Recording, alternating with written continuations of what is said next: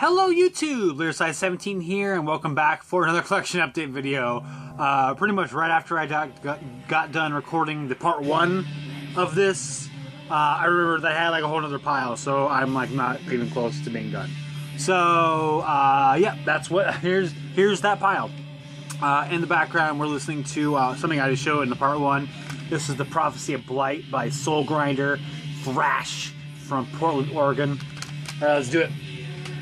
Alright, first one up. This is a atmospheric black metal band out of Norway. I'm not sure how you pronounce it. It's got that that AE combo letter that we don't have in English. Verbit is the name of the band. Tid is the name of it. Kind of sort of similar actually to the Paysage des Vers. Really long. 3 songs here. Atmospheric black metal. Just really good stuff. Just kind of sort of solid. I wouldn't say this is on the same level as Paysage des Vers, but it's pretty good. Actually, unfortunately, ended up being on a sister label that I am not as a fan of, so didn't realize that, but that's cool. Anyway, moving on. Verbit, Tid, atmospheric black metal, pretty cool stuff. All right, next one up. This is the second release from our eponymous. Abbath here with Outstrider. You know, I had really high hopes for this one. As you know, as it was my #1 album from last year. I really loved Northern Chaos Gods by Immortal, and you know, I sort of had hopes that Abbath would hear the noise, and you know, he would want to you know, to show that he still got it too, and just didn't quite get there for me. I do like this one actually a lot more than his the first release, but this one didn't get close to Northern Chaos Gods for me. I like it a lot more, like I said, than the first release. I think the riffs are a lot better. It's a lot more kind of that more thrashy riff style that Abbath had sort of on the latter Immortal releases. I enjoyed the solos, which are pretty cool. It just has less of that sort of like hazy wall of black metal sounding going on. But I don't know. I can't really help feel anything but disappointed. As I really wanted this album to just like really kick ass, and at least for me, it doesn't. It's just good. It's good. I like the album. It's still a good album, but you know, it's not like a top favorite album of the year or anything. So that's unfortunate, but you know, still good stuff. So if you like the first record, definitely give this one a go too if you haven't listened to it yet, because I think you'll like it. Just not, you know, not a #1 album or anything like that for me. Yeah, Outstrider, Abbath.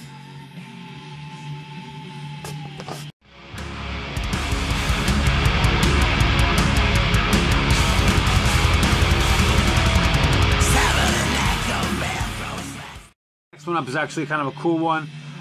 Recently, yeah, like I said in my last video, I was doing a music league that was like the seasons and then like the elements of fire, water, that thing. And anyway, when it got around to Water Week, someone submitted this song, a song from this album, which is this is Marty Robbins with Gunfighter Ballads and Trail Songs, and immediately this album art like was like boom! Oh my gosh, this was an album that I don't know why, because not like my parents listened to a ton of music like this, but for whatever reason, when I was a kid, they played a record of this. I don't know, at least enough times that like this image is like burned into my brain. Anyway, the person submitted the song "Cool Water." And anyway, this release is what it sounds like, or what it's named. Gunfighter Ballads and Trail Songs. It's sort of just like a kind of like an old school country folky kind of thing going on here. Because also when's this released? Like I want to say like the 40s or 50s. Yeah, 50s. Anyway, this overall it's kind of a cool listen. I don't listen to a whole lot of stuff really like this, so I thought it was pretty cool. You know, and that's not anything that I super am in love with or anything. but sort of for the uniqueness of it, it's kind of a cool thing to have in the collection. So anyway, and Life Eternal, he said it was one of his all-time favorite releases of the genre. So hey, there you go. Anyway, Marty Robbins, Gunfighter Ballads, and Trail Songs. Yeah. I like this album art too. But maybe that's nostalgia. Is running free, and it's waiting there for you and me. Water. All right, next couple up I ordered through Headsplit Records, actually with some tapes that I already showed in a previous collection update. This first one up, this is what does that say? Oh, yeah, that's what I thought. This is Torture Rack with Barbaric Persecution. I think I actually picked up the other Torture Rack album, the release from last year, from Headsplit too. Anyway, just like basic caveman kind of style death metal. Really cool stuff. I think these guys are actually out of Oregon, if I remember correctly. So yeah, if you just like your death metal, just like as death metal, definitely give these guys a go, because the which wasn't sure there for a minute. These guys are doing well at doing that. So yeah, that's what Barbaric Persecution by Torture Rack, and actually this is a pretty cool album art. If you could catch it up there. I like the skeleton guy, because he's kind of like, it looks like he's like laughing maniacally.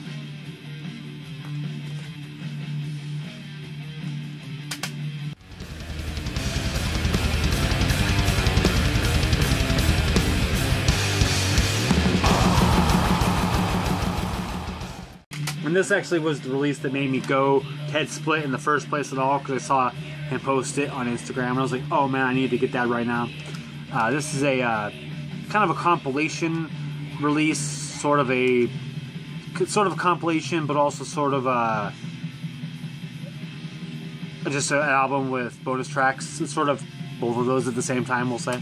Anyway, the artist in question here is Hacksaw, grindcore artist, one of my probably favorite grindcore artists going right now. Really just brutal stuff. This is like I said, it's sort of a like I said, it's compilation slash album with bonus tracks. So anyway, Amplified Noise Slaughter. It was a cassette only release. I just never got around to buying, and so when I saw it here popped up on CD, I was like, yes. And also it comes with the self-titled EP, which I did buy in cassette, but it actually was one of the few cassettes I never got around to actually ripping to digital. So I'm glad to actually get the digital versions here. Released on a label that was new to me that I'm actually interested in following now. No Bread, just because they seem to release a lot of really interesting, cool stuff. Yeah, anyway, cool stuff. Hacksaw. If you're into grindcore, definitely give these guys a listen, because like I said, just absolutely brutal stuff, as you can see from the album art there too.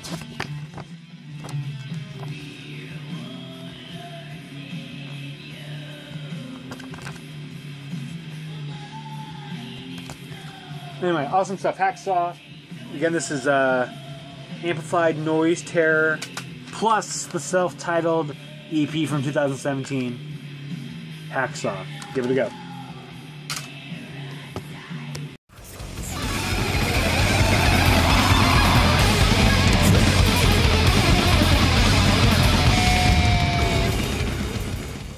Next one up is a pretty cool one.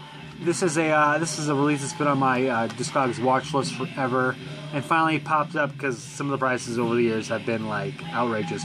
Finally popped up for a reasonable price, so I paid it, and now I have it.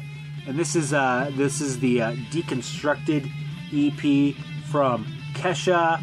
This is was a release that was only like available like through her fan club or something like that. So it was something that, you know, you just could go to your local Target or whatever and pick up. What this is it's just a bunch of her songs stripped down in sort of an acoustic way. and you know, it was actually just kind of funny. That's sort of what was my impression of what this release was, and you know, I still wanted it because it was sort of just you know, I'm a big Kesha fan, and you know, I just wanted to kind of fill up the discography, and this was something I didn't have. And that sounded just kind of, you know, something cool, just, you know, different versions of the song still performed by her. So I thought, why not? Let's grab it. And it actually ended up being really cool because my impression was it was just going to be like, just like an acoustic guitar with her vocals on it, which would have been kind of cool, but, you know, wouldn't have been something that I necessarily super loved. But actually, it ended up being just sort of like reworkings of the songs, which would actually end up being super cool because it ended up being a lot different a lot of the times. Most of the time, really, here she worked with Greg Kurstin, who is, you know, one of the top guys in the pop game right now. Maybe recently, very well known for doing the song "Hello" with Adele. Anyway, so it was kind of cool just kind of to hear Greg Kurstin work with Kesha, as opposed to the other stupid, horrible person. And so it was kind of, yeah, just super rad to hear other versions of the songs, and I was just pleasantly surprised with what I got because it was not what I expected, and it ended up being cooler. And yeah, just overall super happy to have grabbed this. And that's Deconstructed by Kesha. Boy, this love is supernatural. Can you feel it? Can you feel it? Alright, next couple up are pretty cool. I'll kind of ramble for a section first. I'm sure a lot of you are familiar with the band Uwada, who are we'll say black metal band from Oregon. Anyway, the guitarist and vocalist from that band is Jake Serpici. And anyway, he previously was in an artist, which is I don't know what number they would be, but it's somewhere on my list of like all-time favorite metal artists for sure, but just artists in general. And that band is Ceremonial Castings, and that band's no longer around. But anyway, I think they released, I don't know, something like 5 full-length albums, and just awesome, super awesome stuff. Symphonic black metal. I always sort of say that the symphonic black metal is a misnomer because I don't want you to think it's, you know, foofy or whatever you want to say or whatever. But anyway, it's symphonic black metal. And Jake Serpici, like I said, who is in Uwada, was the guitarist and vocalist in Ceremonial Castings as well. And you know, if you like Uwada, definitely check out Ceremonial Castings because his vocals sound very similar, and his riffing style, as obviously he's the same person, is I think a similar-ish sounding in Ceremonial Castings. So I definitely think if you like Uwada, Ceremonial Castings also might be something that you're really into. Anyway, Ceremonial Castings was a band that he was in with his brother, Nick Serpici. And they also had a drummer who I'm blanking on the name of right now, who is Bloodhammer, who wasn't in the band all the time, but towards the latter era of the group was pretty much a full-time member, and he played drums. So Nick, who went by the pseudonym Old Nick in the band, was a backup vocalist, but also was the keyboardist, and the dude like freaking ruled at keyboards. It was one of the reasons why Ceremonial Castings was so awesome, was not only to have the raw Jake Serpici on the vocals and the riffing, but also just the epicness combined of Old Nick's just amazing keyboard strings and all that stuff. It just really made Ceremonial Castings an awesome artist, and you know, like I said, one of my favorite of all times. Anyway, now that I'm done rambling about that, so how I discovered this band was a long time ago. My brother went to some random show where they happened to be, and he ended up buying 2 of their albums, Immortal Black Art and Barbaric is the Beast. And then I can't remember, I think he suggested them to me, and so I ended up borrowing those CDs from him. And then like I borrowed them for like a year, and then like still never listened to them. And I was like, oh my gosh, I need to give these back to him. So I ended up listening to them and being like, oh my gosh, why did I wait so long to listen to this band? Because they are awesome. So anyway, gave my brother his CDs back and went about trying to gather their material as much as I could, which actually was a little more difficult than average because they were sold mostly directly from the band itself, sort of like through email and stuff like that. It was, you know, still several years ago at this point, like a decade ago. So the internet wasn't as, I don't know, even a decade ago, you're surprised about how primitive the internet still seemed.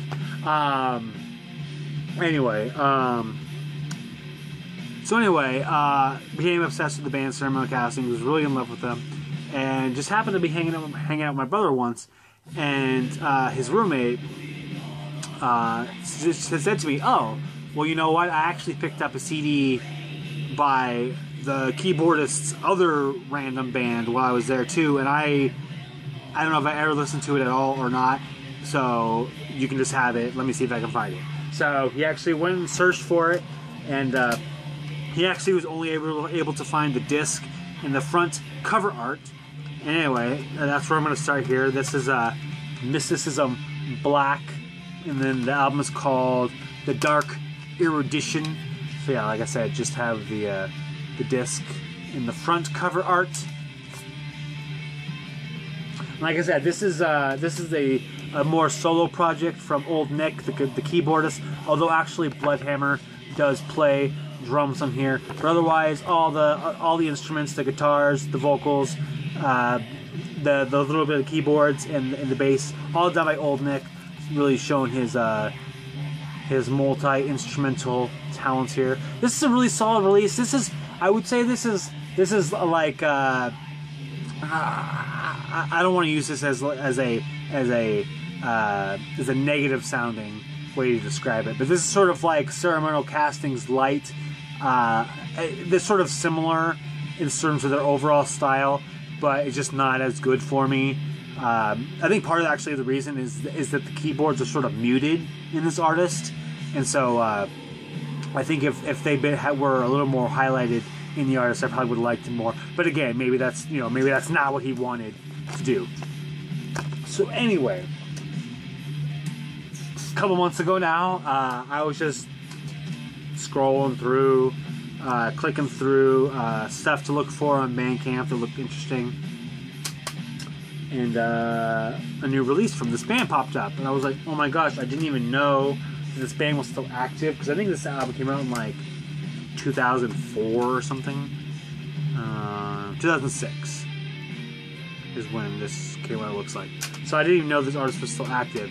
So anyway, I saw this image, which is their new release, and I was like, oh my gosh, so jacked to see what's going on. Because, you know, after the last Ceremonial Castings album, Cthulhu, came out, and I think that was like, gosh, I want to say that was like 2014 or 15 when that came out.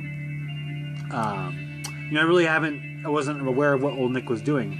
So when I saw that this popped up, I was super excited.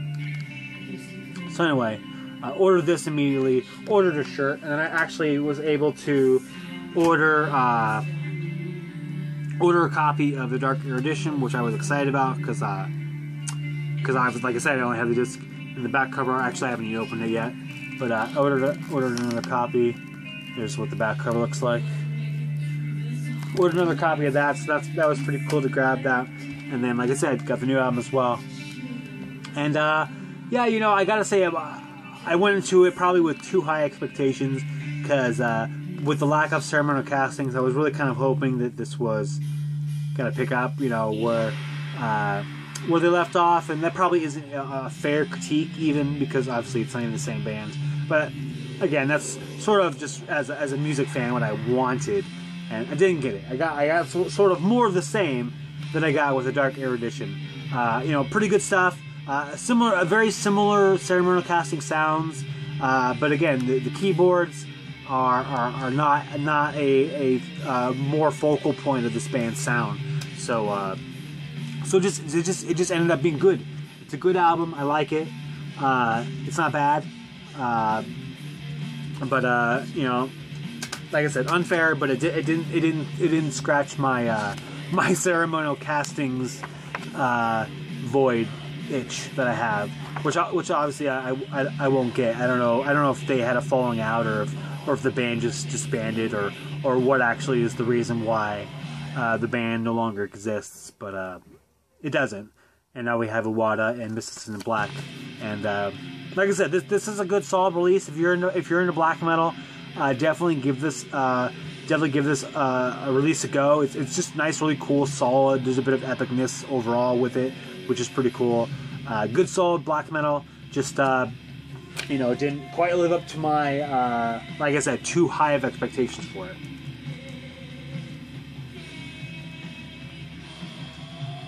Actually, I don't think I actually said the name. This is Return of the Bestial Flame is the name of the album.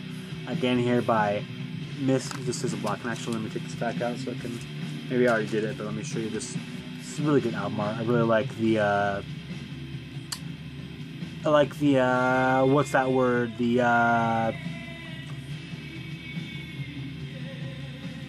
What is that word? Where it's like the same on both sides. You know, if you cut it in half, it's almost exactly like the same image on both sides. Well,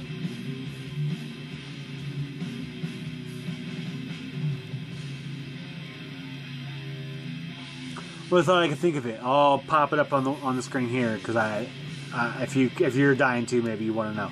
Anyway, good stuff. Mysticism Black, Return of the Bestial Flame, good solid black metal. Check it out. And also check out Ceremonial Castings because they rule. I'll leave links to them as well.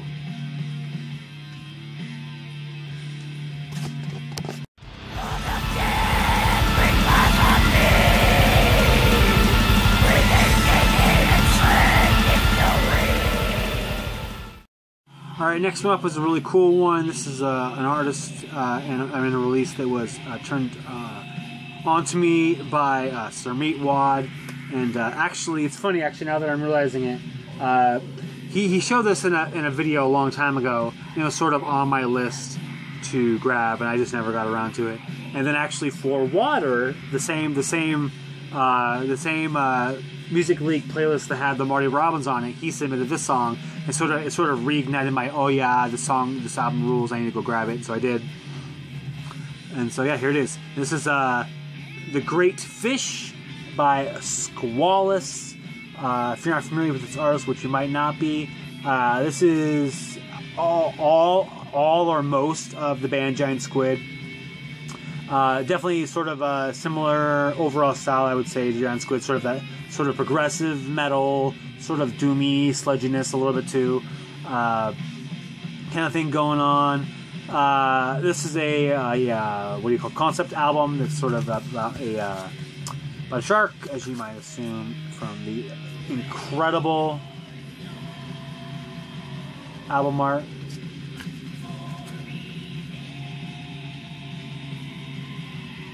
Anyway, this is a cool, unique artist. No guitar in this band. There's actually two basses going on, so it's friggin' low, as you might assume. Just nice, awesome, progressive doom stuff going on. Yeah, I definitely like this one a lot. In particular, the song that Marv or Mr. Meatwad submitted was "Eating Machine in the Pond," and there's this really cool part in the middle where there's kind of like two vocals going on, and there's like this woman who's like, "Please, someone do something." It's not that, she doesn't sing it that way, but it sounds awesome. And anyway, I just super like it, and I was like, oh yeah, this album rules, I need to buy it. So I did. The Great Fish by Squalus. Yeah, check it out.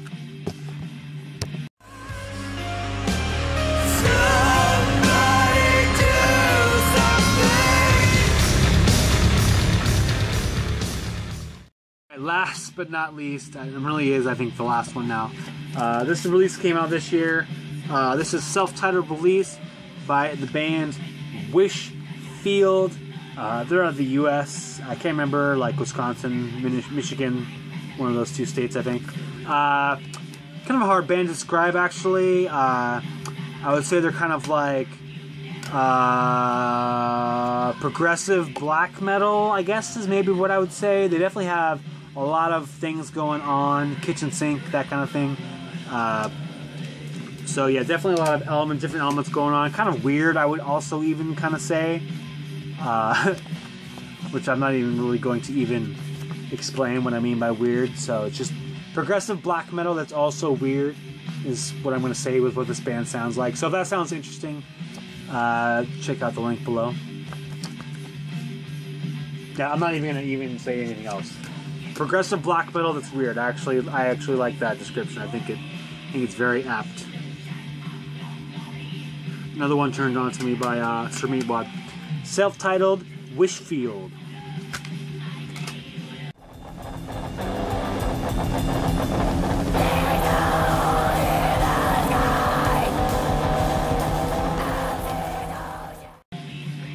Alright, thanks for watching. Thanks for subscribing. If you're familiar with any of the releases I've shown in this video, please let me know what you think of them, and otherwise, have a great day.